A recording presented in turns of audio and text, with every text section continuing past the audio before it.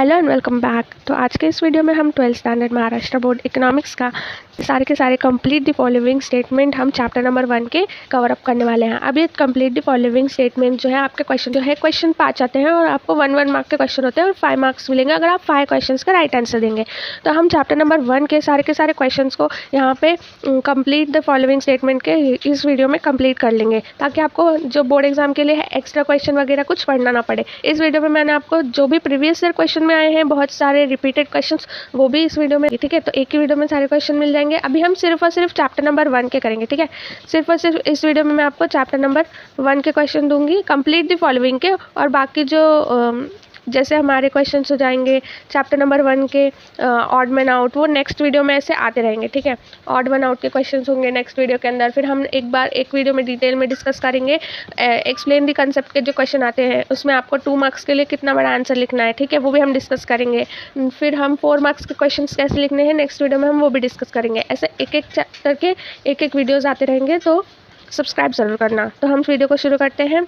तो आप देख सकते हैं कि ये जो फर्स्ट वाला क्वेश्चन है होल इकोनॉमी, ये बहुत ही बार जो है बोर्ड एग्जाम में आ चुका है, रिपीटेडली आस्क्ड क्वेश्चन है। तो आप अच्छे से याद करके रखो, तो इससे क्या हो जाएगा आपको बोर्ड एग्जाम के टाइम पे स्ट्रेस नहीं होगा। और मैं ऐसे ही बहुत सारी वीडियोस लेकर आऊँगी जिसमें आपको मैं जो प्रीवियस ईयर क्वेश्चन है वो भी बताने वाली हूँ, और जो अभी मैं एक्सरसाइज की वीडियो भी अपलोड करूँगी उसमें मैं आपको बताऊँगी कि प्रीवियस ईयर में जो है रिपीटेडली कौन से क्वेश्चन आते हैं चैप्टर नंबर 1 के अंदर से, तो वो भी देखना और अपने फ्रेंड्स को भी शेयर करना। तो फर्स्ट यहाँ पर क्वेश्चन दिया है आपको कंप्लीट द फॉलोइंग स्टेटमेंट के अंदर क्वेश्चन नंबर 1 है whole economy is related to dash.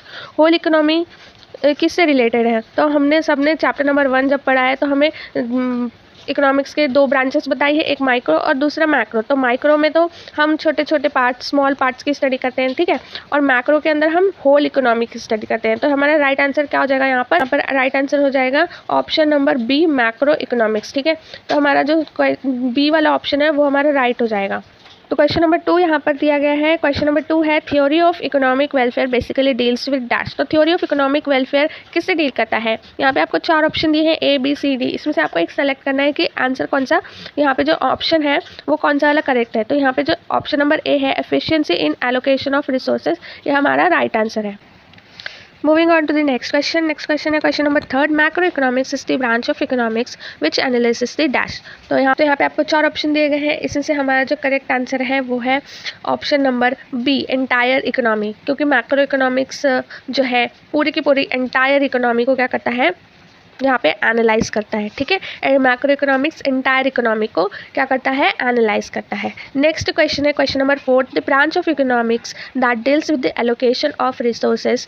यहाँ पे आपको 4 ऑप्शन दिए गए हैं और ये इंपॉर्टेंट क्वेश्चन बहुत ज़्यादा बार क्वेश्चन पेपर में रिपीट हुआ है, the branch of economics that deals with the allocation of resources. तो ये क्वेश्चन आपको मार्क करना है और ये बहुत बार रिपीट करके पूछा गया है क्वेश्चन पेपर्स में से।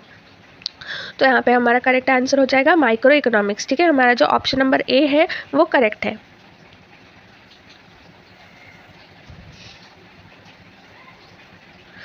तो यहाँ पे हमारा ऑप्शन नंबर A क्या है वो करेक्ट है। ऑप्शन नंबर A हमारा करेक्ट है, micro economics is the right answer.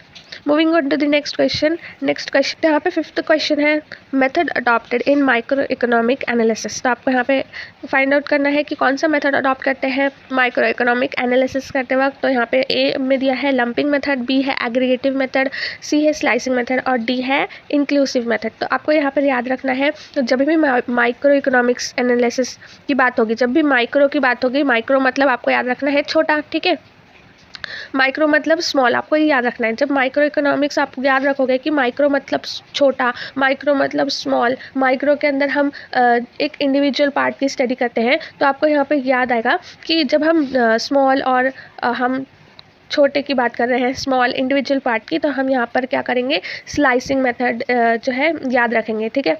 हमारा जो आंसर है वो है स्लाइसिंग मेथड, क्योंकि जब देखिए माइक्रो इकोनॉमिक्स के अंदर क्या होगा, केक की एक स्लाइस की बात होगी, ठीक है, आपको याद रखना है। माइक्रो इकोनॉमिक्स मतलब स्लाइसिंग मेथड मतलब केक की एक ही स्लाइस की बात हो रही है।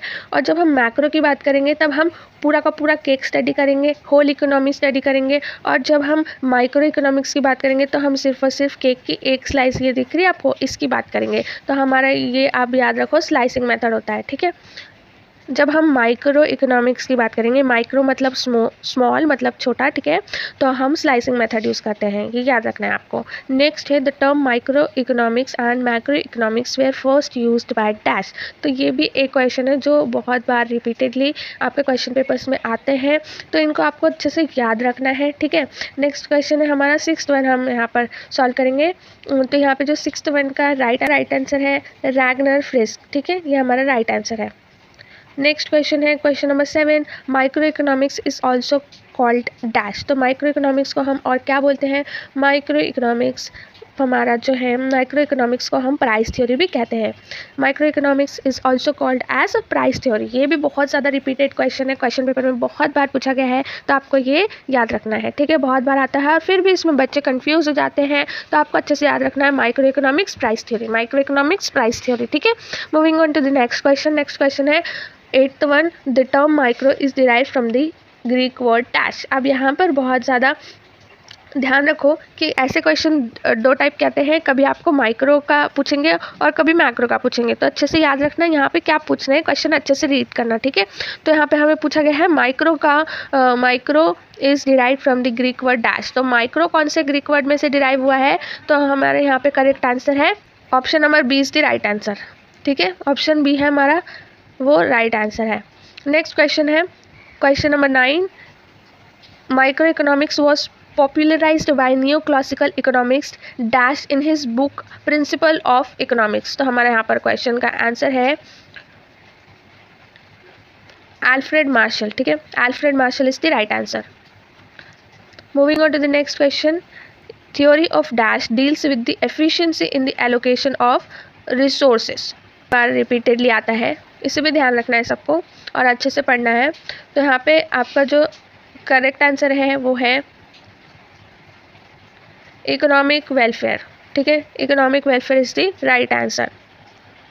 तो यहाँ पे हमने चैप्टर नंबर 1 के complete the following questions complete कर लिए। नेक्स्ट वीडियो में मैं आपको और बाकी सारे ऑड वन आउट और जो आंसर द फॉलोइंग के क्वेश्चंस हैं, ये सारे इंपॉर्टेंट क्वेश्चन जो प्रीवियस ईयर में आ चुके हैं वो बताऊँगी। तो चैनल को सब्सक्राइब ज़रूर करना। Thank you so much for watching. मिलते हैं नेक्स्ट वीडियो में, बाय।